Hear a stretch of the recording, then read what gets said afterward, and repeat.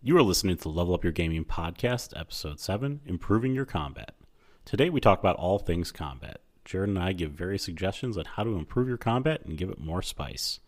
We share some really good tips that can be put into action right away in your games. I'd say this is probably the best topic we've done so far.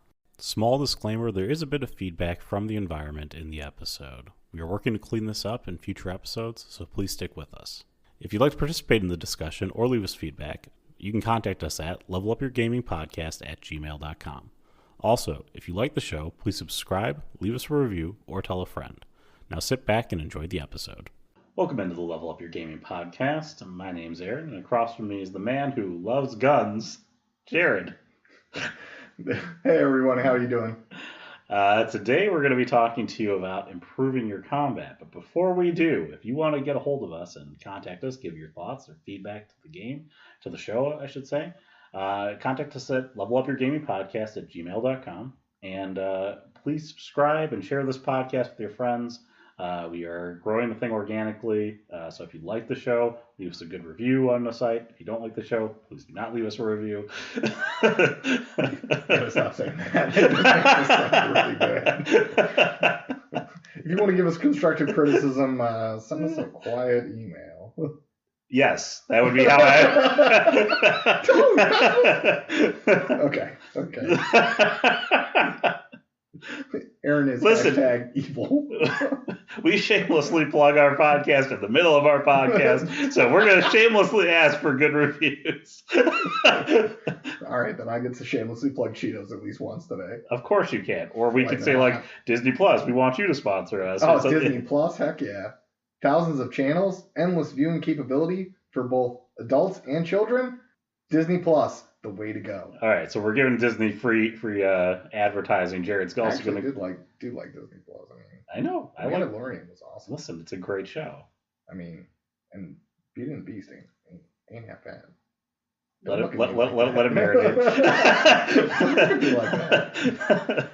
I realized we're talking about Beauty and the Beast right before the Improving Your Combat, a movie with very little. The wolf scene. Hilarious. How are you doing tonight, Jared? I'm doing all right. How about you? I'm doing good myself. It's been kind of a weird week at work, but you know.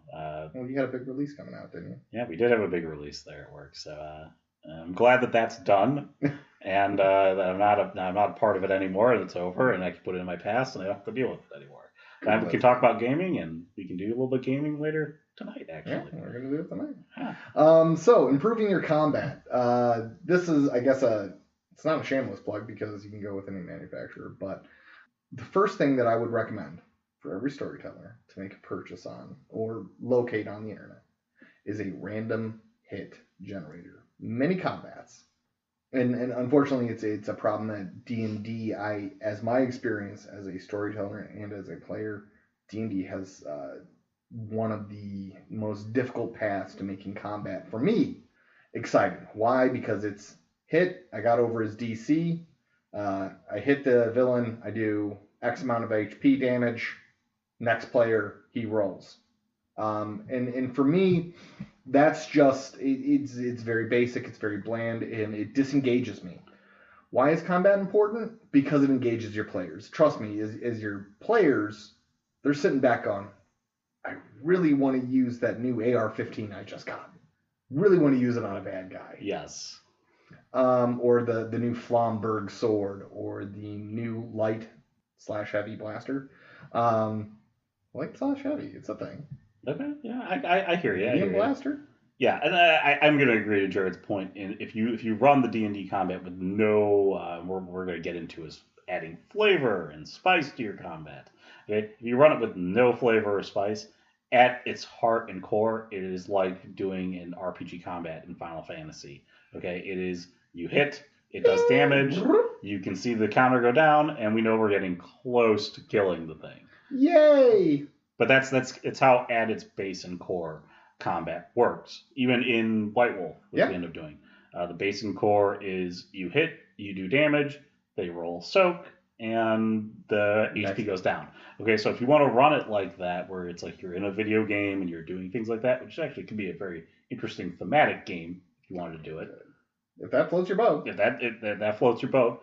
But that's at its core is the base combat. But what we really want to talk about is how do you make the combat better? And Jared brought up the random hit die. The random hit die. So all it is generally, I don't know what sided die it is. I think it's a 12-sided. Yours is a 12-sided die. The one that you found online has a lot more. Yeah, it had pelvis and left pelvis, right pelvis. The reason being is because when I take that strike with the DC, unless it's a called strike, I don't know where it landed, and in my mind's eye, I can't see my combat. As any even modern day warriors would tell you, if you can't see a combat, you don't really know what's going on, and you're likely to get handed. Yeah, you're trying to paint a picture here. Essentially, what happens is a lot of times combat can just evolve to rolling dice until the thing is dead. And I know that this is role playing and rolling dice is part of the experience. It's RO. Yes, I'm sure. Yes, yes. To step into a role. But so you're trying to paint the picture of what is going on in that combat. Otherwise, combats, because they typically take a very long time, just get really boring and really dull. Oh my god, they get tedious. I have been in combats where literally I was like, oh, please God, make it end. Yeah, if you played through the song that you have on repeat, if you like using music, I'm not sure if you guys are or not, and we'll talk about that in a future podcast. But if you are playing music in a combat and it's like your 12th time through the song, yeah, you at that point you realize things are going slow and you gotta speed the thing up. Time to take it up a notch. Yeah, a notch speed. So the random hit die, what it does is help me paint a picture. So it gives also immediate gratification to the combat. So for example, your player takes the shot, hits him in the hand. That hand drops the weapon. There was an action and a reaction from the villain. Maybe the villain coils back in pain. Maybe the villain laughs at getting his hand hit. Whatever that may be, I created an action, I got a reaction. And what that allows your player to have is that instant gratification in the moment. Because let's admit it, some combats can go an hour plus. Even really great ones can go an hour plus. And what it is to give that the burst of gratification throughout. I've created something that ended up hurting my villain, making him laugh. I got my reaction. So that's why it's critical to make sure of the reactions to that your NPCs have reaction to the damage. So the hit dice helps you create that reaction. So that's just a tool. So going from that, reactions. And this is where I go very modern because I mainly focus on modern. Sci-fi will definitely go with it. Getting hit with a Glock 9mm, even in a bulletproof vest, is approximately the same as getting hit with a major league fastball being thrown at you without any body armor on. It hurts.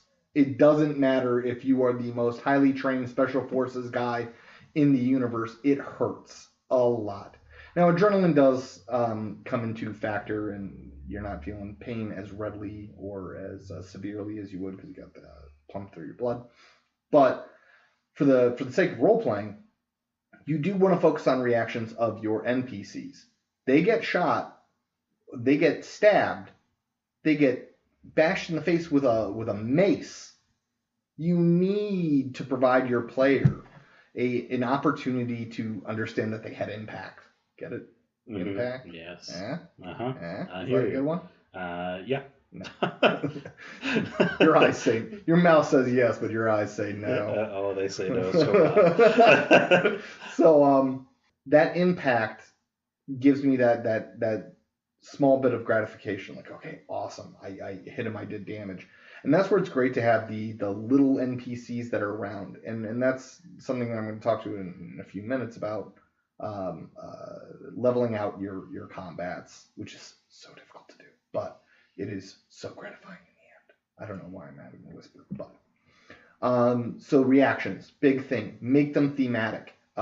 It's combat. It's bloody. Make sure you know your audience. You know, if you are a first-time DM, you are with a group of younger players, you know, you might not want to describe the tendons that are hanging out of the hand. Me, fortunately, I've got older players, mature players, they Yes. love the gore. They want to hear about the intestines coming out. Well, I mean that gives the especially in a modern, I mean even in a pre-modern like setting, it just gives there's a gratification to the action. It explains how difficult and how painful your NPC is actually feeling the damage. So they're playing to it, and the more that you give the descriptions, the more your players might give descriptions to what happens to them, which is something that would helps give your what you want to try to do is you want to try to engage them as much as possible to get them to also engage in the descriptors, so it becomes this kind of fluid thing that you have going on there in the combat. It never gets stale. And a simple tool to encourage your players to do that is go, you got stabbed with a dagger. How do you react? You're not asking for an action. You're not asking for an attack. You're asking for the reaction to being stabbed. Mm-hmm. They scream, "Oh my God!" I don't know why I use so many voices when it comes to combat, because I love combat. I love engaging in it. I love storytelling it. I just gets my blood flowing. So reactions, great. Having that hit die. The next thing with combat is pacing.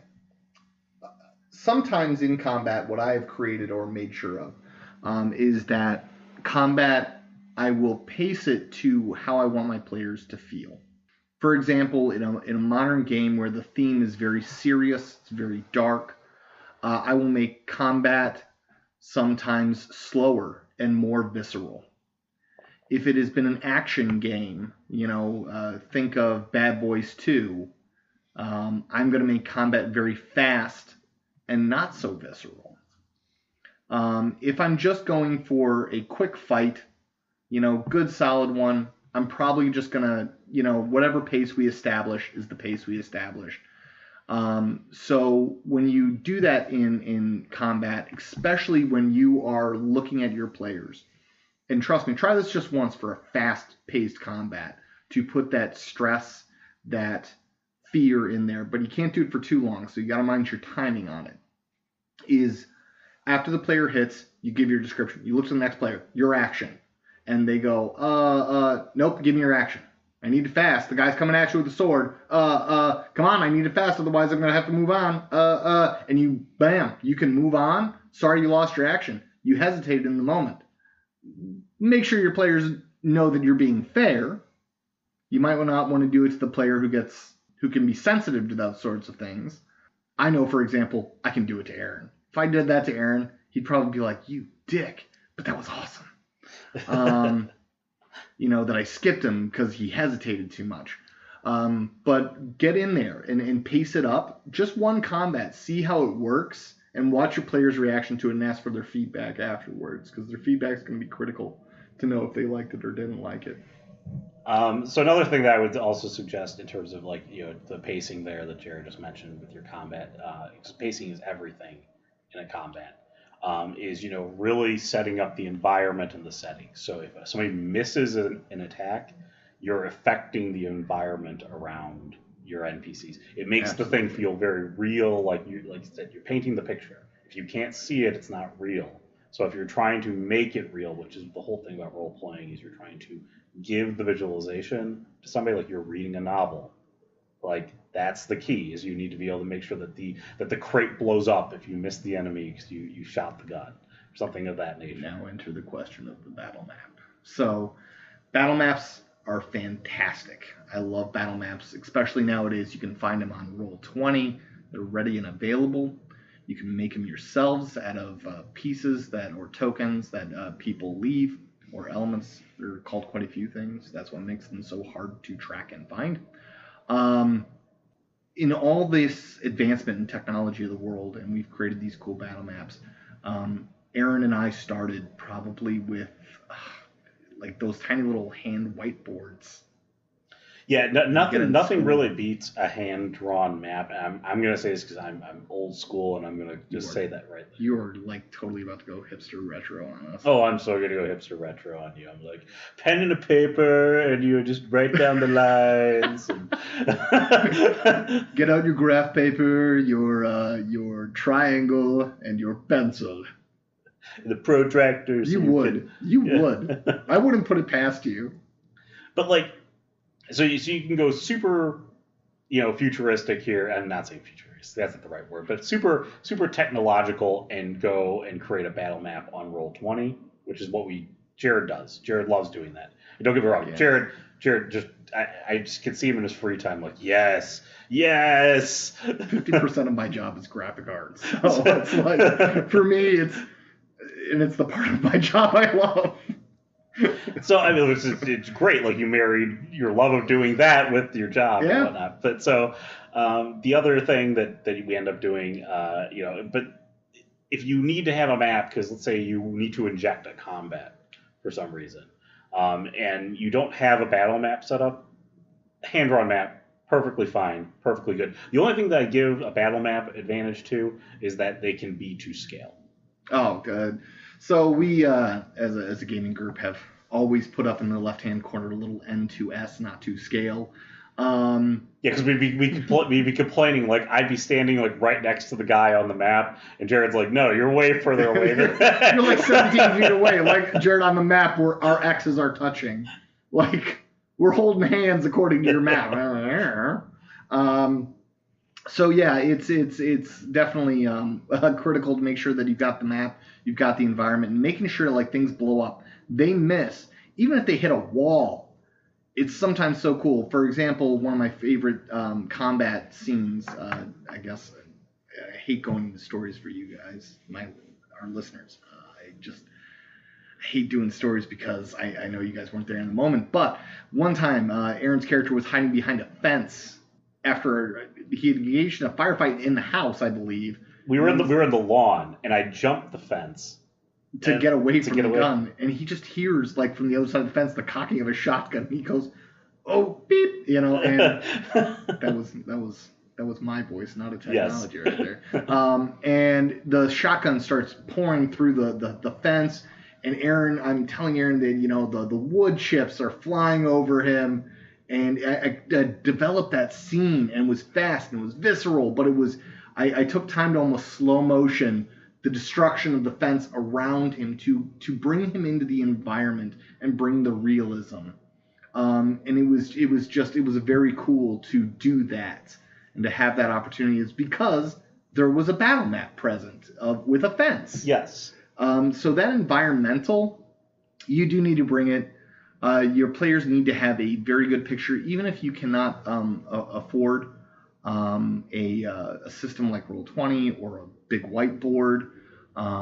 They're pen and paper. There is nothing wrong with graph paper and protractors. Aaron will support you. Pen and paper, and good descriptors of the room. I mean, your description is going to be your best friend in a combat. Yeah. I mean, being able to see the fence is great, but you can always describe that there is a fence there in the room, and somebody is going to ask in the room, in the yard. Okay, it's fine.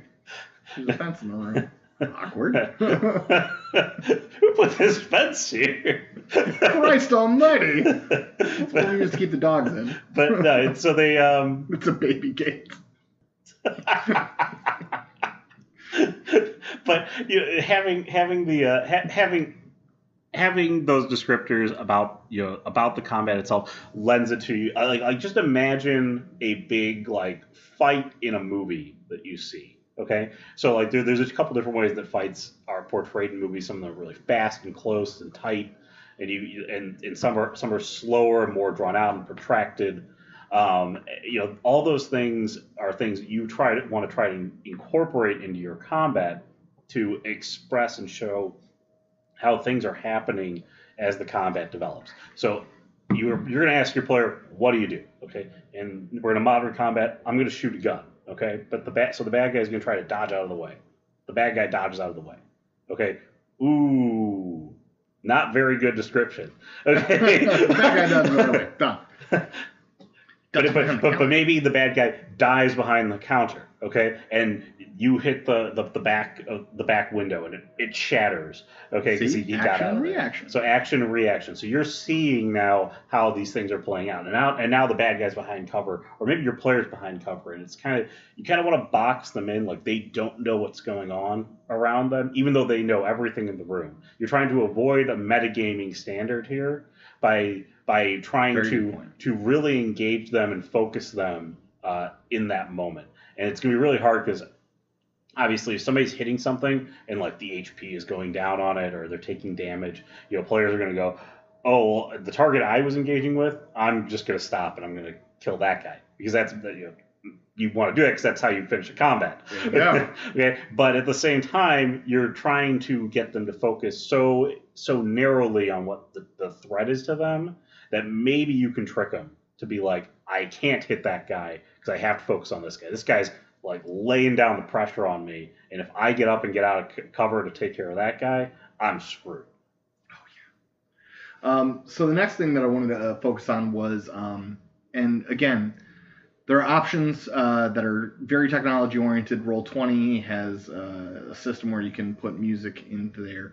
It's music for combat. Music for combat is, I have found, a fantastic way to level up your gaming. There was the shameless plug. Again, halfway through.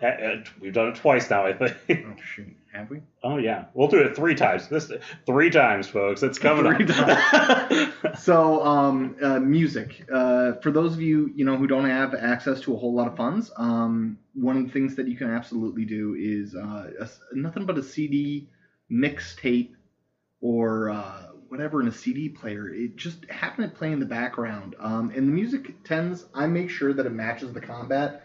I warn everyone against just setting your laptop on, I don't know, Spotify. And don't turn on like Spotify, some techno soundtrack, and just like let that play monotonously throughout your game. We'll get into music in gaming, but just real quick thing about music in a combat. Jared's right. Choose a song that is appropriate for your combat. Okay, so Jared has things that are music fun and music epic and music like regular fight. So like for example, and I know that not everybody might have access to these songs or whatnot, but try to find something that is a good background song that has like a beat to it. Something that might work out to. Yeah, workout music's great. So I generally, when I create playlists for combat, I create fun basic, fight basic, fight song. So that'd be something with lyrics, and then fight fun, which is like I'll have stuff like Black Betty. Oh, Black Betty, bam, bam. Yes. Things that are for your classic bar fight. In the glass is shattering all over the place. You're rolling a table to. Yeah, why not? Because combat's fun. It's supposed to be fun. Let it be fun. And then. Fight basic, I pull from a lot of soundtracks. Like, if you go and find video game soundtracks, everywhere. I love the Resident Evil soundtrack. I think that we've gotten our most use out of RE4's soundtrack. There is no question about that. Yes. I think it's got some really good basic fight stuff. And even in other video games and things, you can find, like, really epic kind of music that kind of, like, has good swelling within the fight itself. Just think about some of like the big crescendo fights that you have in those games. Exactly. So soundtracks are great. Music, check. I got that one. That one's checked. The other one I promised earlier to talk about was music. Oh shoot! Now I forgot the checklist. Well, moving on. Yeah. I guess. We'll remember it later. I'll remember it later. My memory's slipping, bro. I need a notepad. Not looking so bad right now, is it? Where's the technology now, Jared? Where's the technology? It's not saving you right now. All right, hipster. Kind of funny because you were like the anti-hipster, but when it comes to that one thing, man, you are just so retro. I really am. You really are. But lying to your players. Oh, I remember what it was. It was appropriately leveling for your players. In a combat, I have seen so many storytellers, and they're great storytellers, fall into the pitfall of, I created my NPC villains. Here they are. I have 5 players, 5 villains. All the villains are, let's say ninjas. I love ninjas. We have one scientist, one ranger, one uber godlike destructor of man player, and 2 others. Let's say a diplomat and something else. The godlike character is going to just completely obliterate his ninja in about 2 seconds and start moving on to all the other players' ninjas. Yes. So before you initiate a combat, look at your players. Who can the scientist fight? Make sure that ninja is appropriately leveled to fight the scientist. Make sure the scientist has a fighting chance. Yeah, that was a good one. That's a good one. Yeah, your eyes actually said that was an okay one. So make sure your scientist has the fighting chance. Make sure your diplomat has the fighting chance. Make sure that there's enough, I guess, ninjas or villains that your godlike hulking monster of a player can smash 2 or 3 of them or 4 of them by the time the combat's over. Make sure he's got enough to eat.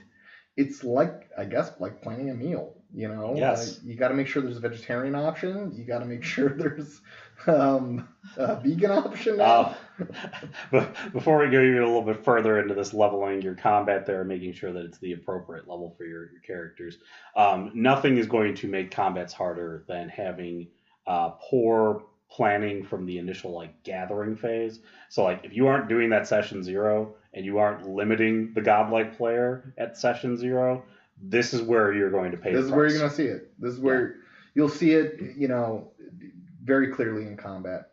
So what I like to do is I like to make sure that when I create my combat, because I make sure that I have actual hit points and attacks written down for my bad guys. I double make sure of that. I make sure that, this guy's not too great at combat. Let's make sure that he's going to attack, Brian's character, or he's going to attack Dave's, or he's going to attack Ken's. I specifically target players with specific NPCs that are built to fight them. And this is about to go into my third thing. My players have no freaking clue that I'm doing this. They have no idea. What? Yeah, I target you all the time with a very specific NPC to engage you with. It's so bad because Aaron, in the past 2 years, has really leveled up his gaming and has been storytelling more frequently. Now I'm telling him all my tricks and secrets. And yes, for years, if you have had the big tank character, I've thrown the big tank NPC at you. If you have this tiny little guy, I throw the tiny little guy at you. Wow. No, wow, taking me behind the curtain. All right. Yeah. I just welcome back to the Wizard, the Wizarding of Oz. Wizard of Oz. And that comes to my final point, is lying to your players about combat. Again, the GM screen was built for a reason. The laptop does not have a transparent face for a reason. It's so you can't see what I see. You are God. The combat has come, you got your tank character who's just he's obliterated 5 ninjas already. Your scientist has been struggling against this one guy. The next solid hit that your scientist makes, give him the kill. You can alter hit points. The problem is with systems like White Wolf, my players can count. Yes, they can count. And they can go, okay, there's 7 health levels. Yeah, that's a little bit different. I found the way to lie in that situation is that if you do enough damage in the first hit, that means that I was not sufficiently tanky enough to be able to survive you. And so I will modify your damage behind my screen. There you go. So you'll roll, I'll GM roll, and you'll say I got 7, and I'll be like, that's a lot. I'm like, he soaked 4 of that. Woo, thank God. Thank God, because I botched. I'm like, he's dead. I always lie behind there. And I'm like, this fight needs to be, especially this is where you kind of have to feel out your fight and where it's going. Your fight has to last long enough that it was impactful. So depending on the fight that you're doing. If it's a fun fight, you can go really quick. Okay, mm-hmm. Because combat runs really quick. If you look at the rules, I think in D&D it's 6 seconds in action. I'm not sure. Okay. White Wolf, it's 3. In White Wolf, it's 4. It's 4? Yeah, 4 seconds. In the book. Which one? The werewolf one? I don't know. I feel a little deflated right now. But D&D does have a longer seconds per action pool. And I want to say it's like 6 to 10. It's something like that. Okay. In Makes between sense. there. But so you think about that and you walk through the rounds of your combat. So each round is 4 seconds, not each person's action is 4 seconds. Check. Okay. So you go through one round, 4 seconds, another round, 8. So you go through like 12 rounds. You're like, holy crap, that was a long combat. And you're like, oh, that was a minute. Yeah. 60 minutes for 1 minute of combat, and it's nuts. Yeah. It's nuts. But yes, lying to your players during combat is critical. God, that sounded so bad. Lying to your players during combat is in combat important. If you're going to lie to your players in one place, combat is the place to do it, because combat is so it is in the sense of you're giving your players really weak enemies to fight. Well, you have to make sure that the weak enemies don't somehow overtake your players and you get killed by a kobold. Exactly. I mean, you have to, when I've got like 5 Jedi players and they're going up against stormtroopers, sometimes I will roll a natural freaking 20 on a called shot for your noggin, and Now you get to make a choice there. Do you want to inflict damage upon your players or do you not? Now this is a choice that we tend to make. Okay, because this is how we believe in playing with our players, is that I don't think Jared has always followed the hard, fast rule, and I follow it now too, which is I am not out to kill you unless you are playing so bad as a character that you are doing things that would result in your death. Yes, that is my hard, fast rule, because as GMs, I'm sure you've all experienced player death, and that can be a multi-podcast of how to deal with that. But I typically don't aim to kill my players unless they need a good killing. I mean, your goal isn't to kill your players, okay? If you're trying to kill your players and that's all your game is devolving down to, I think you need to introspectively look at yourself. Okay? It's time to do some self-reflection. Some self-reflection. Why do I keep trying to kill my players, and why am I so successful at it? Okay. I've actually dealt with that storyteller. I was a player in that storyteller's game where he was essentially like, "I am going to murder all of you," and we're like, but why? What is the point? Because now he found it funny. Yes, but you have to have the GM has to look at himself and understand why. This is a rule that I follow and that I know Jared follows, and I'm not saying that does not mean that combat is not lethal and brutal and messy. Okay, because there are times when I almost killed Brian, especially in our last game. I specifically almost killed Brian. Yeah, and I didn't really fudge any of the rolls to get to that point. But had Brian decided to not start fighting for his life in that moment and get away, I would have killed him. Taking him out. Yep. I will say this, like, for example, I've gotten dangerously close. Like, when sometimes I will aim to kill. For example, Ken's character got shot in the noodle that one time.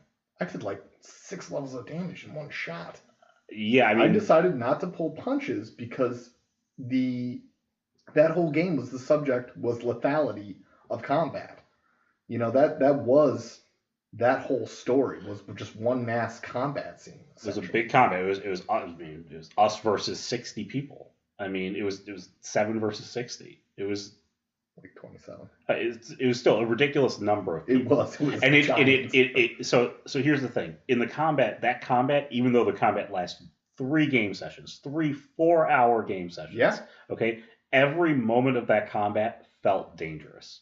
Okay. And that was the goal. So every moment of the combat felt dangerous, and I never felt like it got too repetitive and too boring before the end of it. Because even though we felt out of combat with some people, as people were moving around and we were moving around, like repositioning. Every part of it felt tense and crazy as we kind of went through the whole combat. And then Ken also got shot in the head, so it made the combat even more tense.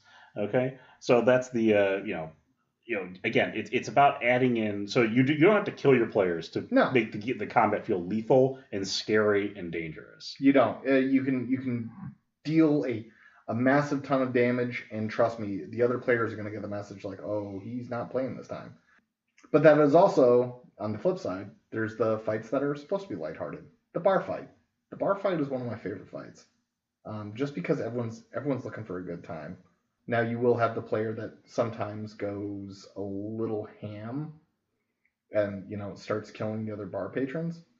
But we're going to get into that is because consequences are such a broad topic and such a fundamental of storytelling. Understanding that players' actions have consequences. That's something we'll get into much in different podcasts because that you could break that open for days. But the bar fight. One of my favorite things is you sometimes have the players that are like, I'm not going to participate in the bar fight. I'm going to watch them. I love purposely sending a guy to go, hey, I'm picking a fight with you, scientist. Like, why? I'm a scientist. And again, this talks about my targeting specific PCs with specific NPCs. And the reason being, I want you to be engaged in the fight. I don't want you to sit around bored half the night. So what is true for the lethality game is also true for the fun bar fight. I pull my punches a lot in fun bar fights. Sometimes a guy will crack one of my players over the head with a beer bottle, and I'll accidentally do like 7 health levels worth of damage in one shot.